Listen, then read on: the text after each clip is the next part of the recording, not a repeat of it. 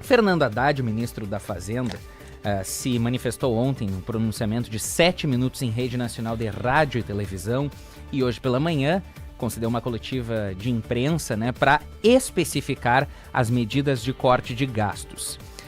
Foram várias medidas ali compiladas que o ministro estima ter um impacto na economia de pelo menos 327 bilhões de reais até o ano de 2030.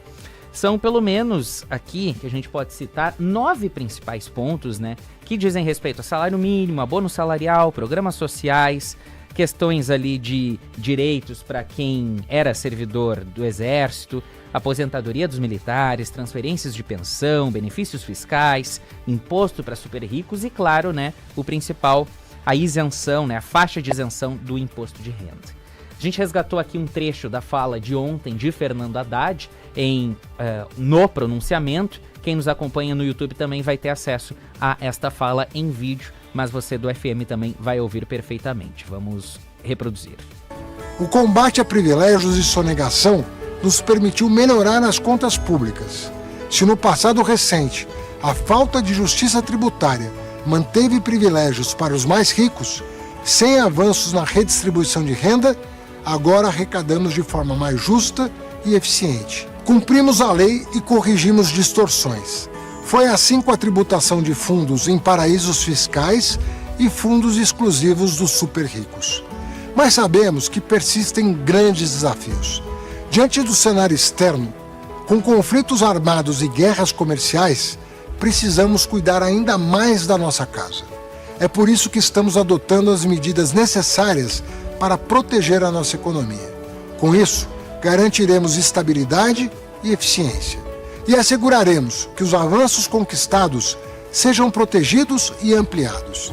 Já devolvemos ao trabalhador e à trabalhadora o ganho real no salário mínimo. Esse direito, esquecido pelo governo anterior, retornou com o presidente Lula.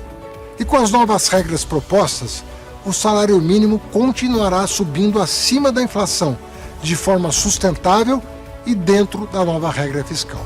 Para garantir que as políticas públicas cheguem a quem realmente necessita, nós vamos aperfeiçoar os mecanismos de controle que foram desmontados no período anterior. Fraudes e distorções atrasam o atendimento a quem mais precisa.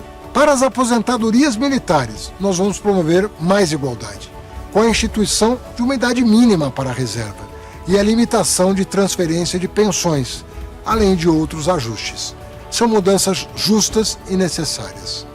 Para atender as famílias que mais precisam, o abono salarial será assegurado a quem ganha até R$ 2.640. Esse valor será corrigido pela inflação nos próximos anos e se tornará permanente quando corresponder a um salário mínimo e meio. As medidas também combatem privilégios incompatíveis com o princípio da igualdade. Vamos corrigir excessos e garantir que todos os agentes públicos estejam sujeitos ao teto constitucional. Bom, a gente viu nessa fala de Fernando Haddad, durante esse discurso longo, nesse pronunciamento, já me fugiu da palavra, pronunciamento de 7 minutos, eu nunca mais tinha visto um pronunciamento tão longo em rede nacional como esse. Só que teve muita gente que não recebeu muito bem, né, essas medidas, e a gente viu, né, muito presente em alguns pontos da fala de Fernando Haddad, ataques ao governo anterior em forma de alfinetada.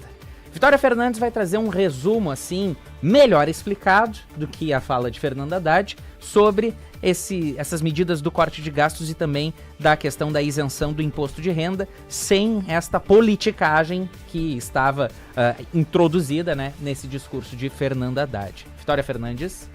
Então, Juan, as informações são da coletiva hoje, realizada pelos ministros da Fazenda, Fernando Haddad, Simone Tebet do Planejamento, Rui Costa da Casa Civil e a Esther Dweck da Gestão e da Inovação em Serviços Públicos. Eles concederam essa entrevista na manhã de hoje para detalhar o pacote fiscal desenhado para cumprir as regras do arcabouço fiscal.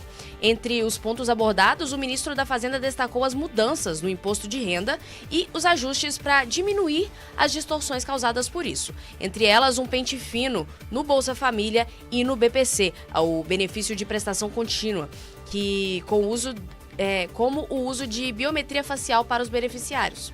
Isso, a Haddad começou falando sobre as mudanças no imposto de renda, uma das bandeiras de campanha do presidente Lula, inclusive, previamente anunciadas durante o pronunciamento em cadeia feito ontem, e disse que em 1º de janeiro de 2026 a faixa de isenção deve sim atingir os R$5.000. A compensação será cobrar imposto de pessoas com ganhos a partir de R$600 mil por ano, para não causar um rombo.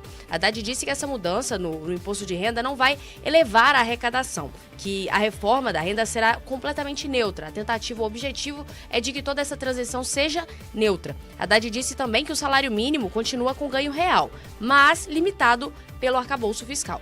Se o aumento do PIB, por exemplo, for muito grande em um ano, o reajuste não passa de 2,5%.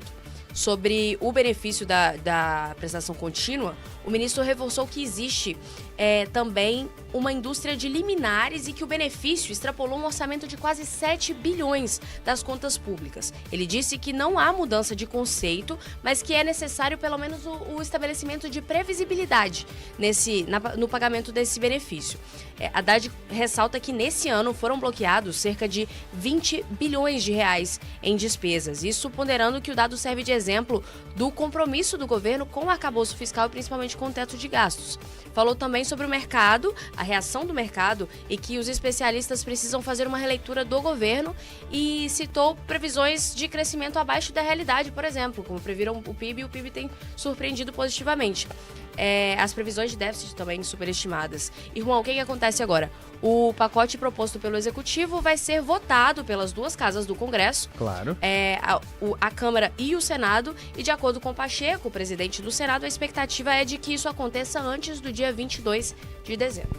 Correria, né, para que tudo isso seja antes do recesso parlamentar. E é importante a gente relembrar, né, que com esse anúncio não é imediatamente que começa a valer esse pacote. Claro, tem que passar por esse processo de votação que é complexo. Algumas dessas propostas precisam entrar ali por meio de uma proposta de emenda à Constituição, que envolve várias etapas no Congresso, requer a aprovação de mais parlamentares. PECs precisam passar primeiro na Comissão de Constituição e Justiça para serem analisadas, depois para serem encaminhadas para o plenário da Câmara, passar por votação em dois turnos, precisando de pelo menos dois terços dos votos favoráveis, depois ir para o Senado, aí depois aprovar, enfim. E algumas dessas medidas aí passam, né, por uma votação um pouquinho mais simples, que exigem apenas maioria simples. E a gente